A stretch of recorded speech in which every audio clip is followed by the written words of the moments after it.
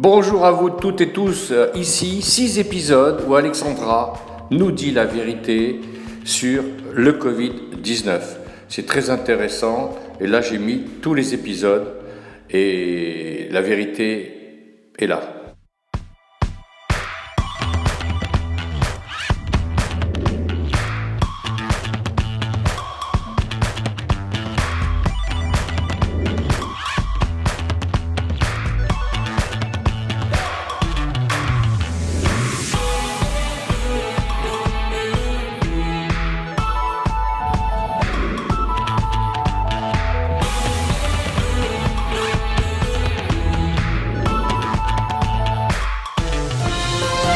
Généticienne, spécialiste de l'épigénétique, on en dira quelques mots, ancienne directeure de recherche à l'INSERM, actuellement directeur de l'Institut de recherche Simplissima et également membre du comité éthique Île-de-France qui a été monté donc dans le cadre de la révision de la loi de bioéthique. On va essayer pour commencer de remonter aux origines, même si on les connaît toujours très mal. Il y a plusieurs hypothèses qui ont été avancées.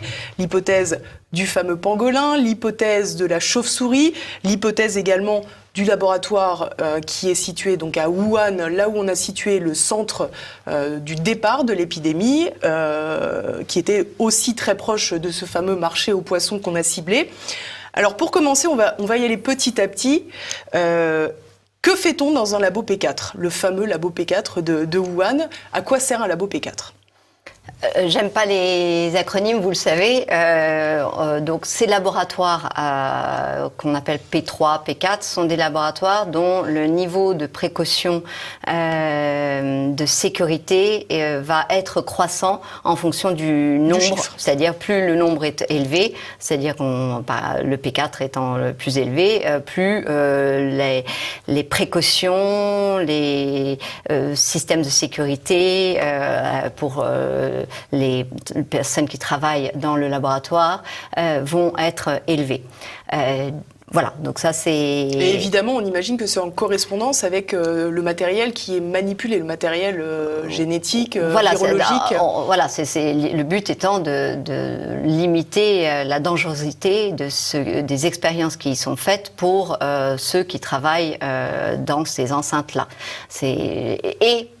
Et pour ceux qui sont autour aussi. Bien sûr. Parce qu'effectivement, il y a des systèmes de ventilation, de pression dans les différentes pièces qui visent à ne pas propager un virus qui pourrait sortir de là.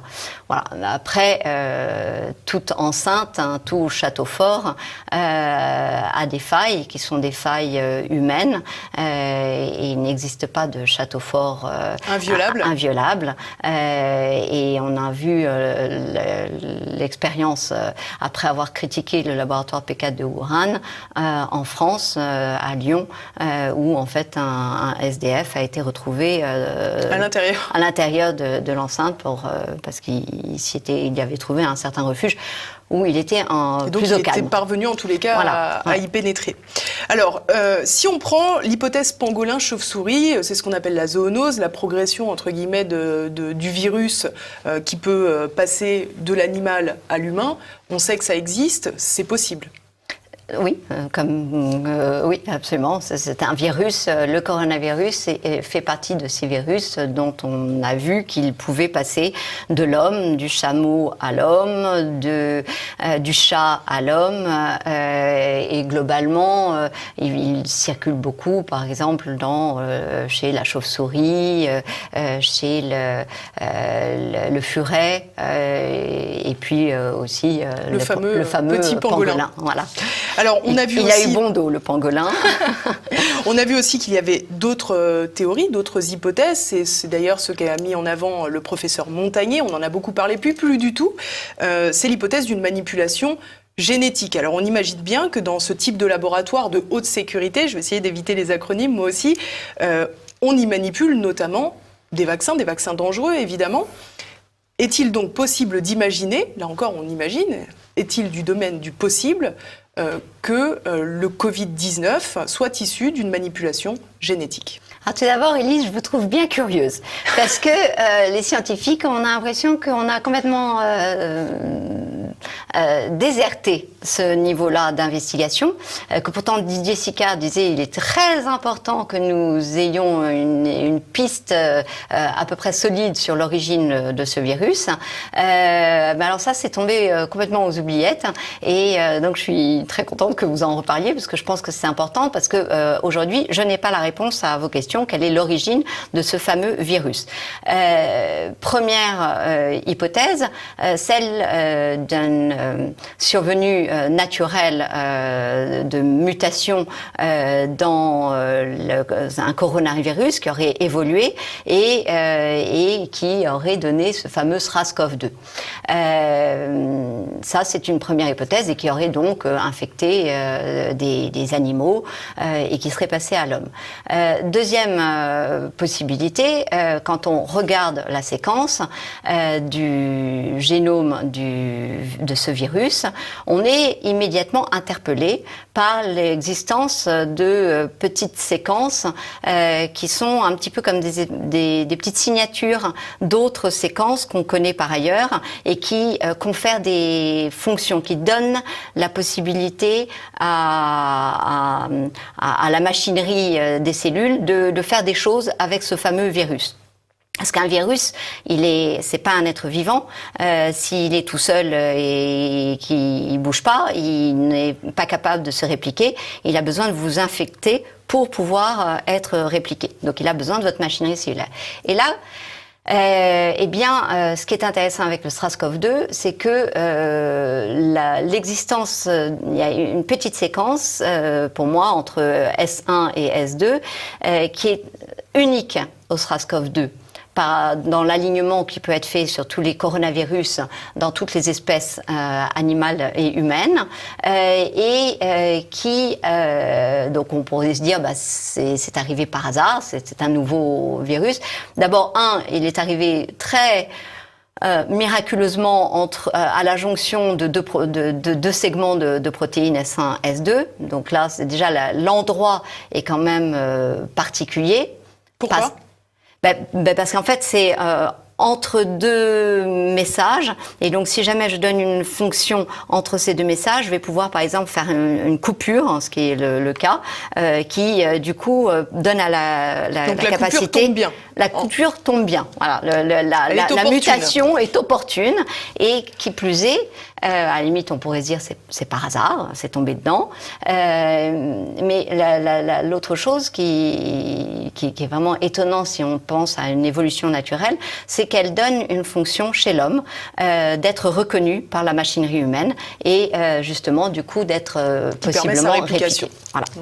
Donc là, c'est vrai qu'on peut jamais exclure une évolution naturelle, mais véritablement, quand on regarde la séquence, ce qu'il y a de plus probable, c'est quand même un engineering, une manipulation que l'homme aurait fait pour créer des fonctions. En tout cas, il ne se serait pas pris autrement. Alors, qu'on comprenne bien, donc, il est possible que ça vienne de mutations qui viennent de l'animal.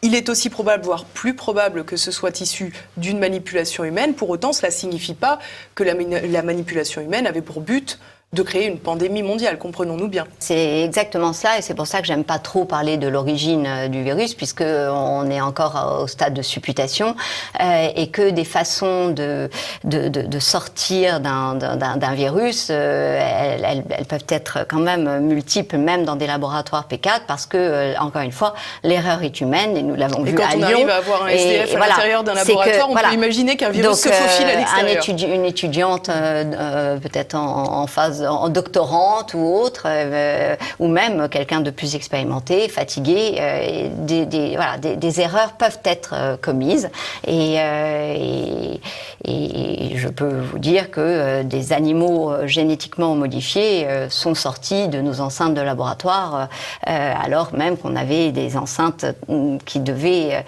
ne pas permettre qu'ils s'en échappent. Mais voilà, l'erreur étant humaine, c'est quelque chose qui est envisageable. Alors,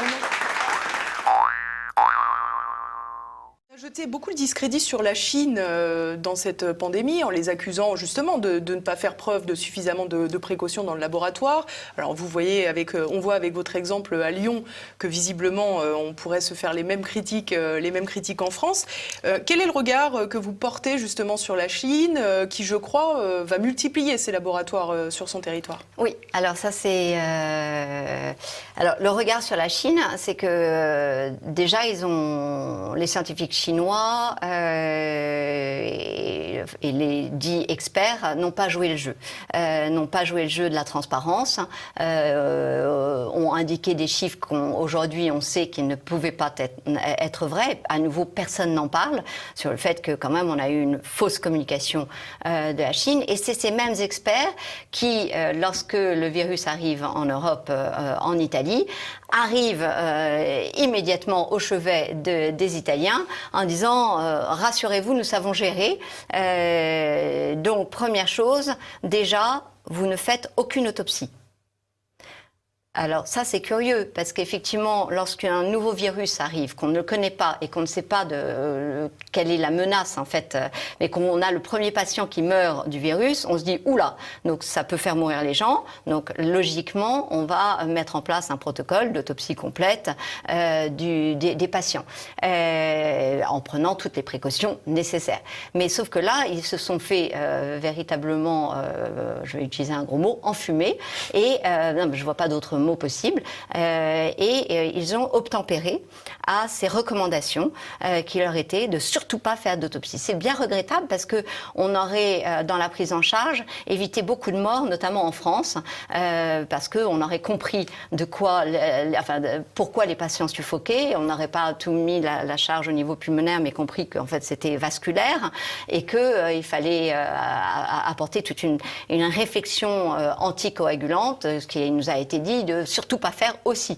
C'est comme les corticoïdes aussi, on nous a expliqué qu'il fallait pas en les prendre. Les corticoïdes, il fallait pas en prendre et qu'en fait, exactement. Voilà.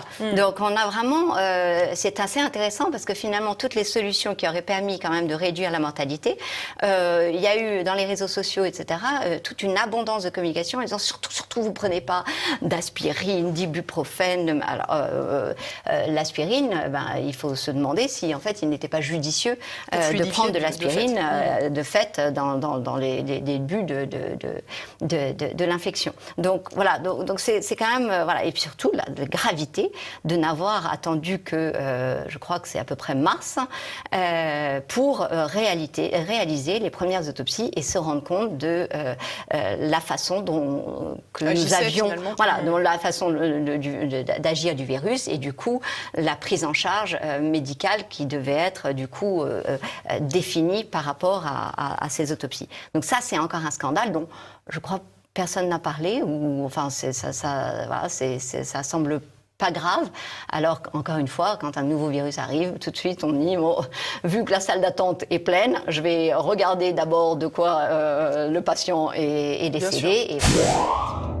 Alors, vous l'avez dit, au niveau des traitements, on n'a pas non plus d'une fulgurante perspicacité, puis-je dire. On a eu beaucoup de débats, notamment avec les préconisations de Didier Raoult, le professeur Raoult, donc de l'IHU Méditerranée à Marseille, qui préconisait la fameuse hydroxychloroquine couplée à l'azithromycine, donc. Mais on a très peu parlé, finalement, on a parlé des facteurs de comorbidité pour les gens qui mouraient du Covid-19, mais on a très peu parlé finalement de la nécessité d'avoir une bonne hygiène de vie, d'être en bonne santé. Ça tombe pourtant sous le sens, mais les défenses immunitaires, de fait, fonctionnent mieux quand on est en bonne santé à la base. Ouais. Et puis on a eu aussi suffisamment parlé de l'âge médian des décès, qui était quand même 80-81 ans, ce qui est quand même pas rien. C'est-à-dire que c'est quand même un âge finalement équivalent à l'âge des décès attendus. L'espérance de vie. À l'espérance de vie. Donc, et je comprends pas ça non plus. Pourquoi est-ce que personne n'en a parlé? C'est que finalement, les décès dans la grande majorité. Il faut dire qu'on a pu faire confiance aux EHPAD aussi pour remonter considérablement l'âge des décès. Je ne sais pas si les décès des EHPAD étaient pris en compte comme Covid-19 ou pas Covid-19. Donc, il faut voir aussi au niveau comptabilisation. De fin mars, je crois. À partir de fin mars. Donc, vous voyez, voilà, du coup, et du coup, dans l'absence de soins qu'ils ont reçus, ou ou la raréfaction, on va dire, de soins, et notamment affectifs, et on sait comme l'affectif est important pour les défenses immunitaires, c'est difficile de faire sa comptabilité là-dedans. Vous parliez du système immunitaire, et c'est un point absolument central, à mon avis, de toute cette crise. Pas crise Covid. Qu'est-ce qui est important? C'est quoi être en bonne santé? En fait, c'est que nous avons, quand nous sommes en bonne santé, nous avons la capacité de faire face à peu près tout virus, tout bactérie pathogène, et nous avons le système de défense qui nous a été donné pour le combattre. Et ce système immunitaire, c'est finalement un capital santé qui nous est propre. Et donc et qui s'entretient. Et qui s'entretient en faisant du sport, hein, donc en évitant d'être confiné pendant 2 mois, en ayant une bonne aération, une bonne oxygénation, c'est-à-dire en évitant de mettre des masques, en ayant une bonne alimentation, c'est-à-dire en ayant la liberté de sortir, acheter tout ce dont on a besoin là où il le faut, pour avoir la diversité alimentaire qu'il nous faut. Vous voyez déjà ce que je viens d'énumérer sur 3 points. C'est à peu près le contraire. On a le contraire, et donc on est là en définition même d'être en diminution du système immunitaire. Autre chose qui diminue fortement le système immunitaire, le stress. Plus, si je vous mets à nouveau en quarantaine dans une chambre de ce studio et que je vous fais peur à longueur de temps et qu'après je vous sors de ce studio, je vous garantis que votre système immunitaire a été affaibli et que vous risquez de tomber malade, non pas parce que vous étiez avec un facteur de comorbidité, mais véritablement parce que vous avez affaibli vos chances de combattre normalement le virus ou la bactérie. Et puis l'autre aspect, c'est que ces virus et bactéries peuvent venir de l'extérieur, mais ils viennent souvent aussi de nous-mêmes. C'est-à-dire qu'en fait, on crée des déséquilibres dans notre flore bactérienne ou virale qui font que, en fait, tout d'un coup, on va devenir malade.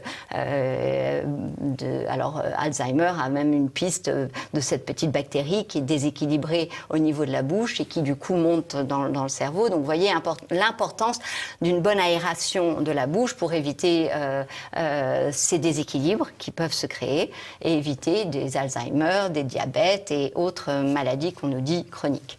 Alors, je comprends ce que vous m'expliquez, mais on a l'impression que tout cela, c'est dans le monde idéal, avant crise, que finalement, tout ça, c'est de la prévention, mais que quand on est un peu au pied du mur, il y a quand même des moyens de protection à mettre en place, et je pense évidemment au masque. Si on n'est pas évidemment obligé de courir avec un masque comme on peut le voir parfois dans la rue. Ou de conduire avec un masque. Ou de conduire avec un masque quand on est tout seul dans sa voiture. On peut peut-être considérer que les endroits effectivement surchargés en personnes, où l'aération ne se fait pas très bien, on peut considérer que les risques de contamination sont plus élevés et que la balance bénéfice-risque, là encore, penche peut-être davantage en faveur du masque, puisqu'on va le porter une demi-heure dans la journée. Alors, vous avez donné dans votre question les éléments de la réponse. Vous avez dit quand on est au pied du mur. Alors, je vous pose la question, Élise, est-ce que vous pensez qu'aujourd'hui, nous sommes au pied du mur ? En tous les cas, il semblait que le pays l'était au moment du 17 mars. Oui, mais là, on est d'accord qu'on est aujourd'hui. Et donc, aujourd'hui, on a l'avantage d'être aujourd'hui, ce qui fait que nous avons les chiffres et les observations de ce qui nous a précédé.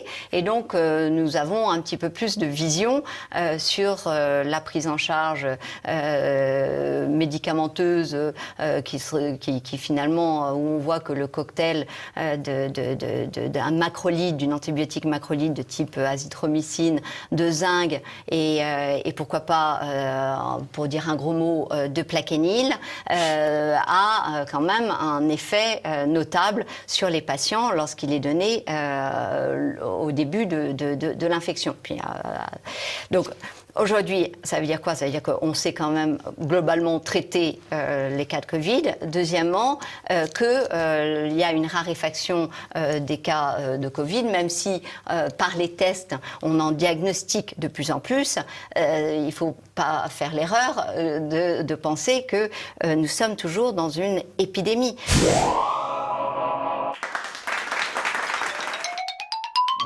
Si vous regardez ces courbes et ces dynamiques que je vous montre et qui sont vraiment très intéressantes, elles nous donnent justement cette dynamique et cette évolution. Qu'est-ce qu'elles représentent? Elles représentent le temps de doublement de morts. C'est-à-dire combien de temps il va me falloir pour que je double le nombre de morts. Alors ça va être 5 jours, 4 jours, 5 jours, 6 jours, et c'est de plus en plus espacé. On s'aperçoit de quoi? Que vous voyez que tous les pays, la plupart des pays, en tout cas européens, ont l'épidémie a cessé. Donc vous voyez cette chute verticale nette qui montre que l'épidémie a cessé. Autre point intéressant, c'est que vous remarquez aussi que la pente est en train de diminuer. C'est-à-dire que dans les pays où le Covid sévit encore, comme l'Inde, le Brésil, eh bien, la pente est en train de diminuer. Ça veut dire que il faut de plus en plus de temps pour avoir un doublement des morts. Ça veut dire que le virus est en train, au niveau mondial, de perdre aussi en force. Donc, dans nos pays, il n'y a plus. Dans certains pays, il y a encore, mais visiblement, on n'est plus sur les mêmes épisodes que précédemment, et en mort confirmée. Alors, est-ce que c'est parce que le virus perd en force, ou est-ce que c'est parce que nous savons traiter le Covid? J'ai pas la réponse à cette question. Ou est-ce qu'il a cette fameuse saisonnalité?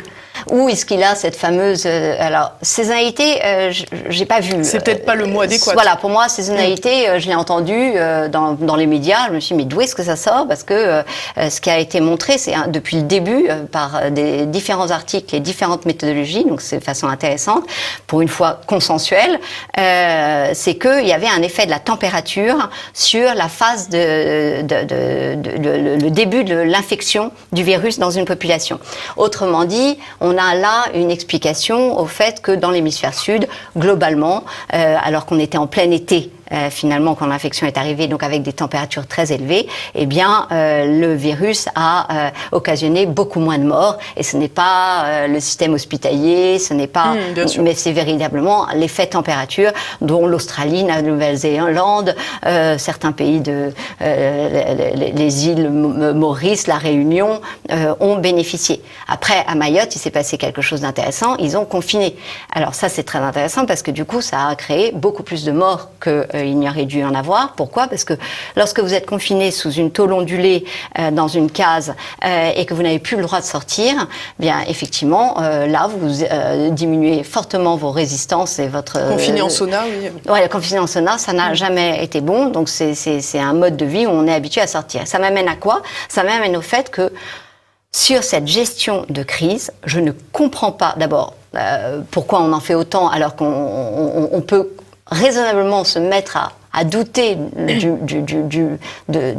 du mot même de pandémie quand on voit que finalement au niveau mondial, à mois équivalent sur les autres années, nous n'avons pas assisté à la surmortalité qui est attendue par une pandémie. Nous sommes aujourd'hui à 650 000 morts dans le monde, si j'en crois les chiffres.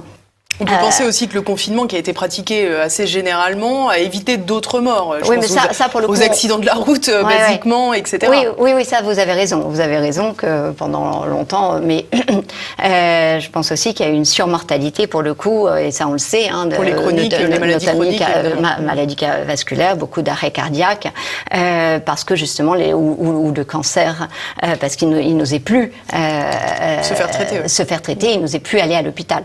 Donc on a des effets, on en a dans tous les sens, qui, à mon avis, se neutralisent les uns les autres. C'est-à-dire que oui, c'est éminemment complexe, mais en tout cas, on s'en fiche. L'idée, c'est de regarder, at the end of the day, à la fin de la journée, est-ce qu'on a eu une surmortalité ou pas?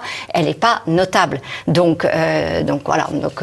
C'est pas la grippe espagnole, en tout cas, pour le moment. C'est pas mais c'est pas pour le moment, parce qu'en fait, je vous arrête, pardonnez-moi, mais c'est pas pour le moment, parce que vous voyez bien ces courbes que je vous ai montrées, c'est plus pour le moment. On arrête. Alors quand on est en train de nous dire, il y a des scientifiques qui disent il va y avoir une deuxième vague. Alors moi j'aimerais bien les confronter sur ce plateau ou sur n'importe quel autre plateau, ces scientifiques, parce qu'une deuxième vague qui suit une première vague d'une épidémie qui a la forme d'une cloche. Et qui fait une deuxième cloche dans la foulée, personnellement, je n'en ai pas rencontré. J'ai cherché, je n'en connais pas. Je dis pas que ça ne peut pas exister, mais vraiment, j'ai cherché beaucoup.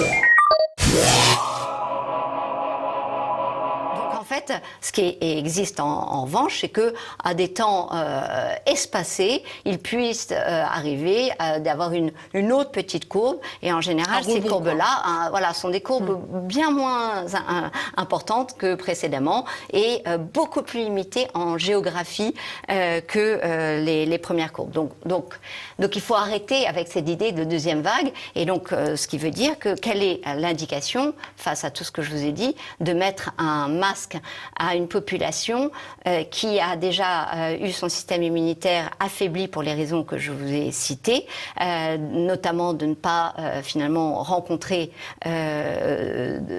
d'autres personnes, donc finalement d'avoir cette espèce d'échange permanent qu'on a de nos bactéries, de nos virus, etc., qui est un flux naturel, qui est un flux même vital. On le voit chez le petit enfant qui, dès sa naissance, par les voies basses, il va se prendre une explosion, une bombe littérale. Bactériologique. Il a une attaque bactériologique et après ça, il a d'autres attaques bactériologiques. Si en plus il est mis au sein ou même avec les biberons, on essaye de stériliser, etc. Mais enfin, il a plein d'attaques bactériologiques. Et comme si c'était pas assez, de toute façon, dès qu'il va pouvoir avoir manger de la terre, il va manger de la terre, manger les clés, pardonnez-moi, et etc., etc. Donc en fait, il va porter à la bouche tout un tas de... C'est pas parce qu'il a des tics, c'est pas parce que c'est un grand malade de l'oralité, parce qu'il les tête pas, vos clés, votre trousseau de clés, il le suce. Donc on voit bien là qu'il s'expose. Alors je ne dis pas donner des clés dégoûtantes à tous vos petits bébés, mais on voit bien quand même qu'on a ce besoin. Et la personne âgée, de la même façon, elle a ce besoin. Je ne connais pas vraiment de personnes âgées qui n'aiment pas qu'on leur prenne la main longtemps. Je ne sais pas, alors j'imagine qu'il se passe quand même beaucoup de choses par le toucher, mais je pense qu'il y a aussi cette espèce d'échange dont ils ont besoin. Ils ont besoin physiquement pour leur état, leur bien-être, et l'hypothèse est lancée, et pourquoi pas pour aussi enrichir leur bactériome parce qu'ils ont moins de rencontres avec l'extérieur. Donc voilà, c'est assez paradoxal parce que c'est au moment où on découvre toutes les merveilles du fait que vous êtes plus de bactéries que de cellules humaines et l'importance de cette richesse qui est votre, on dit microbiome, c'est l'ensemble de toutes vos petites bestioles, et on découvre toute la richesse et l'importance, et paradoxalement, c'est le moment où on dit, on va appauvrir ça en vous collant un mouchoir, et moi j'aime bien dire, Élise, et si avant cet épisode de folie collective qui nous mène dans le mur d'une économie abîmée colossalement en profondeur, je vous avais dit, prenez un mouchoir, certains mouchoirs, parce que vous êtes gentille, complaisante. Et obéissante. Je ne sais pas si vous l'étiez à l'époque. Maintenant, vous l'êtes devenue, ça c'est certain. Et je vous dis, crachez 2-3 fois sur votre mouchoir. Et là, je vous dis, maintenant, vous le gardez pendant 2-3 heures là, sur votre nez. Est-ce que vous l'auriez fait ? vous ne l'auriez pas fait et vous seriez dit, elle est dingo celle-là. Et moi, je vous aurais dit, c'est pour vous protéger que je vous dis de faire ça, parce que il y a la tuberculose qui sévit, et effectivement, la tuberculose sévit à nouveau dans nos pays, parce que par l'arrivée des migrants qui ont des politiques vaccinales toutes différentes, il y a des recrudescences de tuberculose, 1,5 million de morts de tuberculose contre 600 000 morts du Covid. On n'entend pas parler de la tuberculose. La tuberculose est hautement contagieuse. Donc, eh bien, vous ne l'auriez pas fait. Vous ne l'auriez pas fait par votre bon sens. C'est-à-dire que vous auriez su que je vous racontais quelque chose de bizarre qui allait vous déséquilibrer sans que vous sachiez exactement quoi.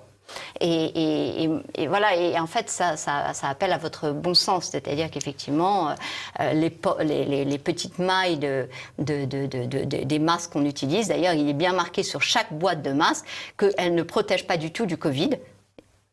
Non, regardez, ce soir en rentrant chez vous, si vous avez une boîte, regardez donc, je vous invite. C'est parce qu'effectivement, les mailles sont tellement énormes qu'elles laisseraient passer des centaines de milliers de particules de virus, de coronavirus. Donc voilà, on a... Alors j'ai cru comprendre que vous étiez sceptique sur les masques. J'ose imaginer que vous êtes d'autant plus sceptique sur les masques contre le Covid-19. Lorsque c'est utilisé comme il le faut, au moment où il le faut, par une population qui sait l'utiliser, etc., etc. Donc j'étais une des premières à dire que et le masque dans les pays asiatiques, ça avait permis de freiner. Pourtant, ils n'avaient pas confiné. Donc ça dépend. En fait, à chaque fois, vous voyez, le confinement à Mayotte, ça a été une catastrophe. Bien sûr. Donc en fait, ce qui est important, c'est de se dire, est-ce que notre population, elle est tactile, elle a tendance à mettre la main au visage, ou elle a un rapport au corps plutôt froid.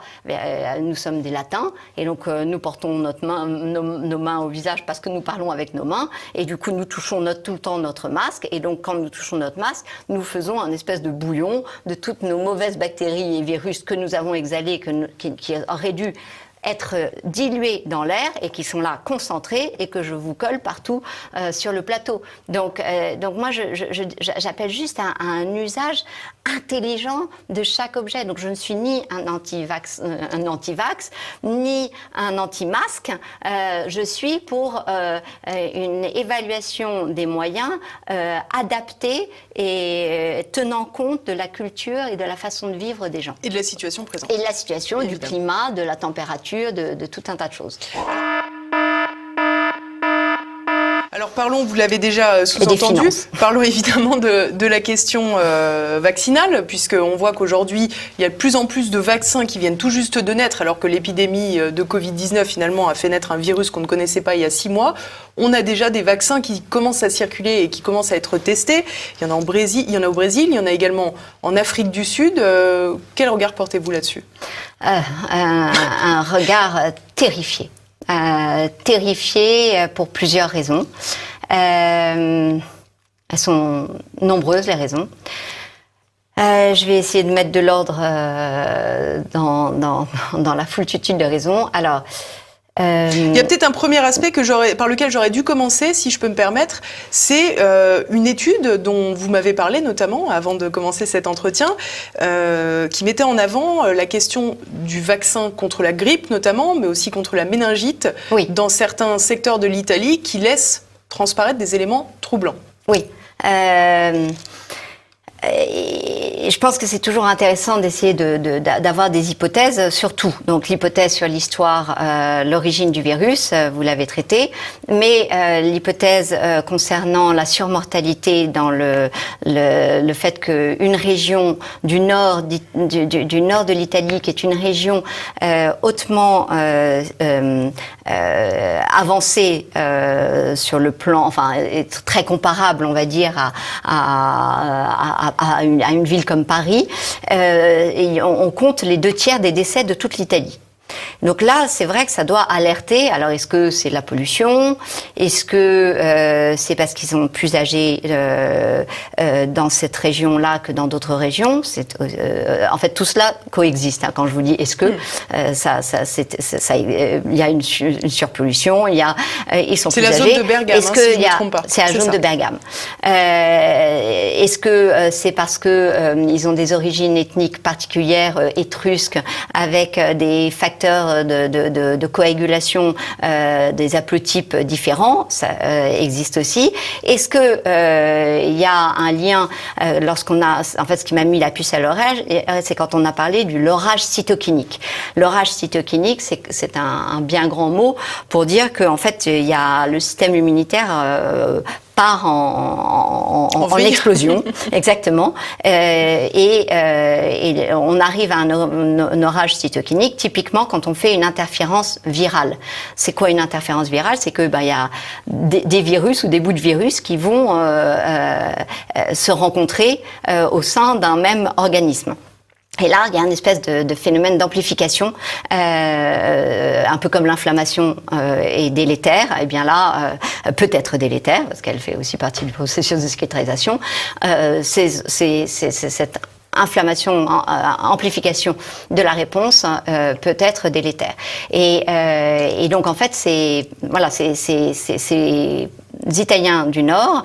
L'OMS avait regretté en 1980, je crois que ils ont publié en 99 et que leurs études dataient de 95, que l'Italie du Nord ne se faisait, étaient des méchants étrusques récalcitrants qui ne se faisaient pas vacciner contre la grippe. Et cette année, alors là, il y en avait plein les médias, ils étaient extrêmement contents parce qu'ils avaient eu 185 000 doses, ils avaient vraiment vacciné à un très haut niveau la population des plus de 65 ans en Italie. Ça, c'était en fin octobre. Vous pouvez trouver tout cela. 2019. 2019. Et puis, en janvier 2020, là, on leur dit, oh là là, il y a des cas de méningite qui arrivent. Donc, bam, à nouveau, vous vous faites vacciner contre la méningite. Et là, finalement, simultanément, puisque d'après le docteur, alors je me souviens plus de son nom, le docteur Remuzzi, qui est co-auteur quand même d'un récent article dans Lancet, lui dit que le virus on pourrait était parler déjà... d'Ancet aussi, du coup, maintenant. Le virus sévissait déjà depuis octobre 2019, vu les spécificités de la pneumonie clinique qu'il a pu analyser. Eh bien, donc vous voyez un petit peu cette population âgée qui se retrouve dans un contexte idéal de interférence virale. Et là, c'est plus forte raison que personne n'a jamais nié finalement que quand on administre un vaccin, il fallait le faire sur un organisme sain. En bonne santé, exactement, même si on a tendance à l'oublier. Ou de la même façon, lorsque vous avez été vacciné, il est important que vous ne rencontriez pas un virus dans la foulée parce que vous avez ce même phénomène qui peut survenir. Et il y a cette étude donc dont vous parlez, qui est effectivement très intéressante de l'armée américaine, qui a repris plusieurs milliers de patients non vaccinés et vaccinés et qui a regardé finalement la survenue d'infections respiratoires autres que la grippe. Moralité, lorsqu'on regarde ces études, on doit au minimum discuter sans plus attendre de l'indication qu'il y a à vacciner notre population âgée cette année, où on sait que le Covid circule encore, même si l'épidémie dans son cycle est terminé, le virus circule encore, parce que sinon on a une chance, d'après ces études, d'augmenter 1,5 à 2 fois la possibilité d'avoir certaines infections respiratoires et notamment véhiculées par le coronavirus. Donc, vous voyez, ça fait partie de ces choses que j'aimerais voir discuter. Parce que, évidemment, personne n'a la solution, ni moi, ni personne. Mais au minimum, on doit en discuter pour rapporter peut-être des éléments de la littérature que les uns ou les autres, auxquels les uns et les autres sont confrontés. Donc, cette année, effectivement, il est important de questionner, après le vaccin contre le Covid même, vous le voyez bien, c'est une aberration que de développer dans une urgence absolue un vaccin contre un virus en moins de 6 mois, parce qu'en vérité, on est sur du moins de 6 mois, sans être certain de ne connaître aucun des effets secondaires potentiels assortis à ce vaccin. Est-ce qu'il y a la possibilité qu'il y ait des effets secondaires à un vaccin ? La réponse est oui, il y en a toujours.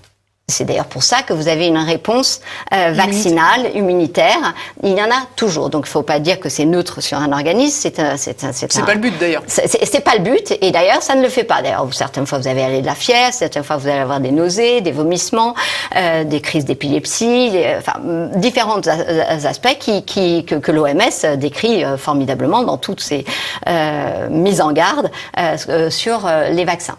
Et donc là, développer dans une urgence absolue, vous vaccinez sans connaître les effets. Donc, qu'est-ce que vous dites ? Vous dites, on va tester sur des populations qui veulent bien se faire vacciner. Qui va lever le doigt en disant, moi, s'il vous plaît, moi, s'il vous plaît ? Pas moi. Pas vous.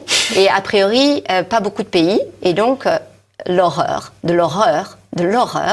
fait que on a choisi arbitrairement l'Afrique du Sud pour mettre en place une vaccination de force dans des centres tenus secrets.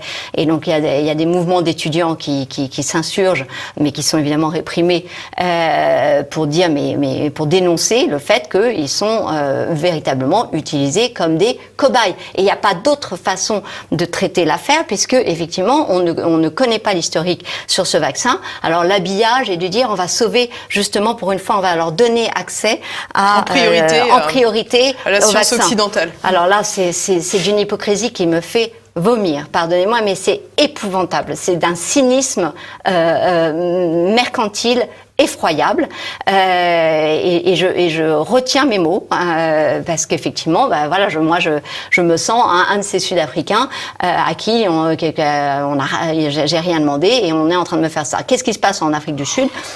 La courbe, elle est effectivement, l'épidémie sévit là-bas, mais elle est assez plate, c'est-à-dire elle laisse à penser qu'on va redescendre très logiquement, très naturellement, comme dans 100% des pays où il y a eu le Covid-19. Il n'existe pas de pays où on est continué l'épidémie est continuée à flamber bien longtemps. À chaque fois, il y a cette même courbe qui... Donc voilà, vous voyez, ça c'est un premier niveau de danger. Le deuxième, comme le Covid a sévi d'une façon aussi à circuler chez les patients sans créer véritablement de symptômes, c'est-à-dire ce fameux asymptomatique, ce qui veut dire que globalement j'ai pas trop l'air malade, eh bien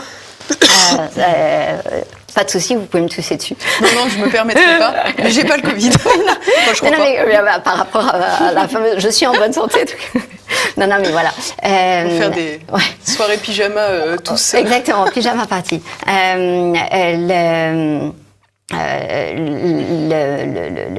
L'exposition. Alors, du coup, je me suis un petit peu perdue. C'est ma faute. Non, c'est pas de faute. C'est l'exposition des asymptomatiques au Covid est réelle. C'est-à-dire que c'est pas parce qu'ils n'ont pas eu de symptômes qu'ils n'ont pas eu le Covid. Et là, vacciner quelqu'un qui a eu le Covid sans le savoir, c'est à nouveau le mettre en danger. Parce que pour les mêmes raisons d'interférence virale, notamment, par exemple, je ne sais pas si vous avez été exposé à la tuberculose, et que vous risquez d'avoir contracté la tuberculose, on va surtout pas vous vacciner parce qu'on sait qu'on va faire ce phénomène d'amplification. Il y a à plus forte raison qu'on ne sait pas grand-chose sur l'immunité du Covid-19. En plus, mais de toute façon, on sait suffisamment de choses sur les virus pour avoir cette précaution qui fait qu'on ne vaccine pas quelqu'un qui a été exposé à la maladie. Donc là, à nouveau, ça c'est quand même une mise en danger de gens qui ont rien demandé à personne. Troisième niveau, là, le cours de la bourse est en train de Moderna est en train d'exploser, un laboratoire qui s'appelle Moderna. Et là, c'est très très grave parce que c'est un vaccin dont le mécanisme repose sur un flux d'informations qui ne peut pas avoir des effets sur généraux, tout un tas de choses généraux, parce que contrairement à une protéine qui va agir sur une cascade déterminée, l'ARN parce que c'est une molécule qui a de l'information, va agir sur différents niveaux, à savoir aussi bien vos gènes, votre ADN, que vos protéines, donc les fameux acteurs de tout ce que nous sommes. Et donc par ce vaccin-là, qui à nouveau on va être dans une expérimentation qui est prévue dès le 27 juillet, si je ne m'abuse. Décidément, ce 27 juillet est une date noire. Il est une date noire parce que en France, les parlementaires vont discuter la deuxième lecture de la loi de bioéthique, et c'est d'une gravité sans précédent et bien plus grave que le Covid. À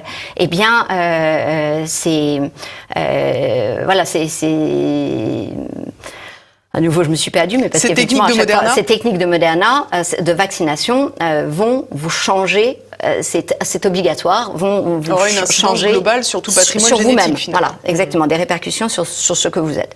Et voilà. Et le cours de la bourse de Moderna est en train de flamber.